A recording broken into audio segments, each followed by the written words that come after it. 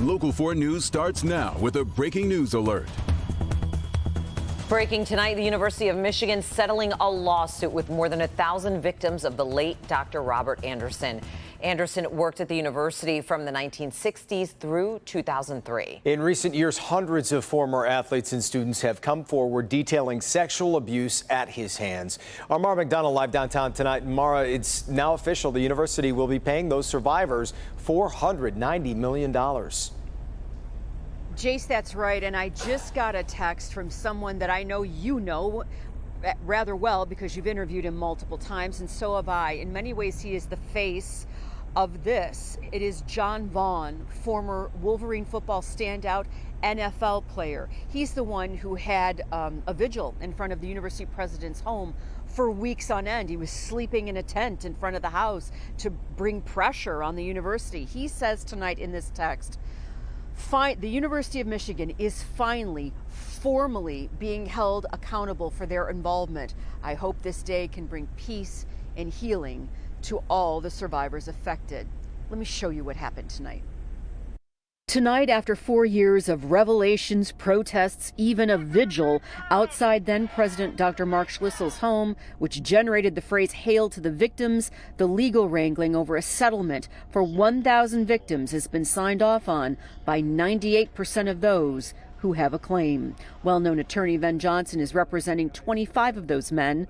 We caught up with Johnson at the charity preview tonight. Tonight we can confirm, that it's finally 98% plus have signed the appropriate paperwork, and it'll be moving forward. And obviously we're very, very pleased for them. It's been a long, long road. Anderson, who died in 2008, went unchecked for decades at Michigan and saw many athletes for what were supposed to be routine physicals. What they turned into was sexual abuse, to the point the players referred to him as Dr. Drop Your Drawers and Dr. Glove. Players complained, but nothing was done to Anderson. Many student athletes afraid to push it because they were on scholarship, and rocking the boat was not welcomed. And I know this is shocking for a lot of people, but men can be raped too, folks. And I know a lot of people don't want to hear that, but it's true. And what they've gone through, I just have nothing but love and respect for them. It's a big deal.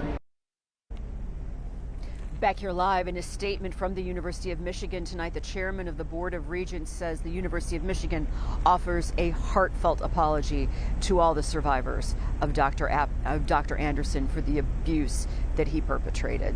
We're live downtown tonight. I'm Mara McDonald, Local 4. Yeah, and even though it's been such a long road, a lot of them still soaking in the news tonight and just trying to deal with that part of it as well. Mara, thanks. Big night. Thousands once again packed Huntington Place tonight for the charity preview. After a 3-year hiatus, everyone seemed very happy to get their prom back. And dressed appropriately, yes. You'd say. And as always, Local 4's Rod Maloney was there to take in the show and show us what's there to enjoy for the public in the days starting in the morning. A proper charity preview comes with great music. This from Nile Rodgers and Chic, bringing an entertainment-starved charity preview to jump up and dance. The show is a little different in that only a handful of automakers, mostly the domestics, have stands. But this is a black, or is that striped, purple, gold, or necktie affair. You need appropriately high-end supercars. They're here courtesy of Envy Auto Group's Mike Kassab. Ferrari 812 Superfast, a McLaren 765 LT, a Rolls-Royce Dawn, an Aston Martin V12 Vantage, an AMG GTR, Mercedes, and a Porsche 911 Turbo S. They promise different this year, and it comes as very large, very toothy dinosaurs from Ultimate Fun Productions. And who's going to tell them to leave? Well, they only have a few bottles of wine left. The water, yeah, there are a couple of those too, but obviously everybody's had a great time tonight. So now what? Now it's your chance to come to the show. The charity show energy came at a fever pitch, so we asked, will you come for the regular show over the next week? I think so. There's a lot of great momentum and motivation to see all that's happening in the great city of Detroit. 100%, absolutely. We're going to bring our daughter and see if she'll pick out her next car. Coming week, this is the bucket list. Tonight, you know how much it costs to come tonight? Anthony, we sure do get that. You're happy to leave these guys to the kids. And to quote Jurassic Park, there is no doubt our attractions will drive the kids out of their minds. Rod Maloney, Local 4. All right, good stuff. It won't cost as much for everybody else to go the rest of the week. No, and you know what? There's a lot in store, and it sounds like the weather's going to be perfect, too. Yeah, not the only event in town because Paul's checking the forecast with all those temps. Hey, Paul. Paul, we're talking about warmer temperatures. Yeah, this is a huge weekend in town. There is a lot going on. Now, right now, things are very quiet out there. Great shot there downtown from our rooftop. 68 in Detroit now, 57, always cooler at the airport in Ann Arbor. Everybody else is in the 60s across the area. 61 Port Huron, 63 over in Adrian. You can see the air is calm. So let's just get right to that weekend forecast. Saturday, a dry day. Well into the 80s. It's going to, boy, summer continues. But now we have new computer model data coming in that is suggesting a change, the chance at least for a morning shower on Sunday. So I'm going to be downloading that data, and I'm going to have that model for you coming up in about 10 minutes. But here's something else we're talking about. These above average temperatures we've been watching for so long, well, that's going away. We actually have some below average actual first real taste of fall coming our way. We're going to break down the timetable on that coming up as well in just a little bit, guys. All right, thank you, Paul. For the third straight night, thousands of mourners are paying their final respects to Queen Elizabeth. At one point, the line to get into Westminster Hall reached a 24-hour wait. Take a live look here at the line outside Westminster. And keep in mind, this is just after 4 in the morning local time there in London. And the number of people will only grow larger over the weekend. Kimberly Gill continues our coverage from London. King Charles III and his siblings leading a vigil over their mother, Queen Elizabeth II's flag-draped coffin. As Her Majesty lies in state in Westminster Hall, members of the public sharing in the royal family's grief.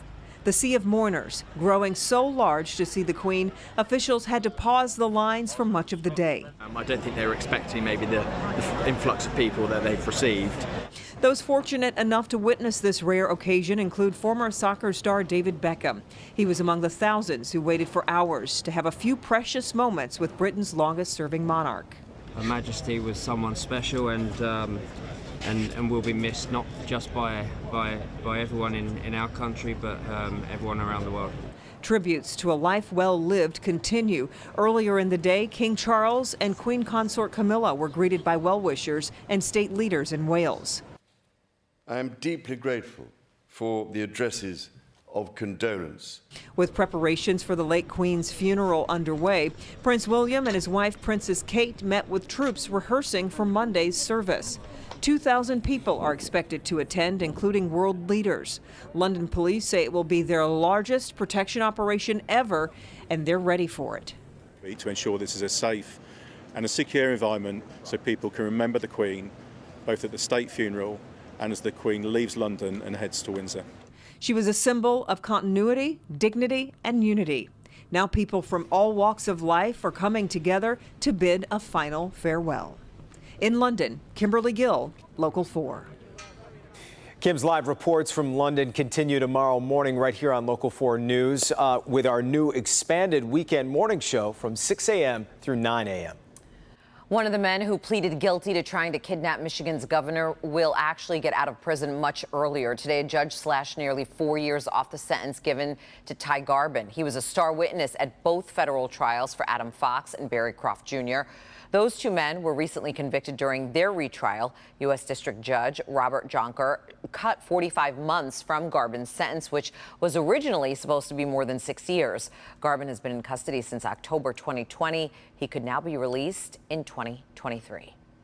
President Biden today sitting down with the families of 2 Americans who the White House says are being wrongfully imprisoned in Russia.